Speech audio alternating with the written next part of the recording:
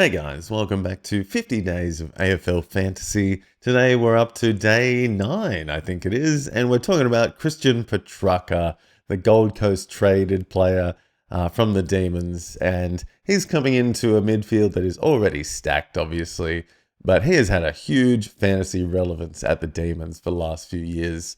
He was a midfielder with Clayton Oliver in the Max Gawn Premiership, and in those couple of years there, or 3 or 4 years, he was just an absolute stud, averaging well over 100 in those times. And recently, with a couple of injuries and off-field issues with the Demons, he has traded to hopefully greener pastures at the Gold Coast.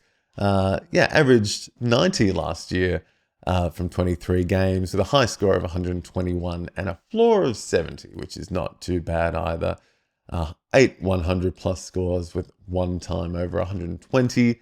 I think, coming into this Gold Coast team, though, is going to be interesting. I know he's a forward, but I put him in here with the midfield depth because I feel like he will be rotating in the middle a fair bit.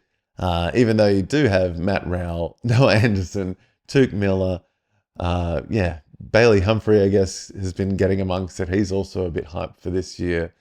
I think Petracca well and truly is going to bring that experience. He's obviously got a few years on Anderson and Rowell, but, you never know in fantasy. I think he will obviously be used as that forward option, but, they will need to rotate those other 3 guys out a bit more often, I think. And, it's just another string to Gold Coast bow, really. So just a fantastic option to have, and one I think they'll use because he might have that new club effect, potentially, where he, as we see with players like Bailey Smith or something like that, or who was the other one? John Noble at the Suns last year.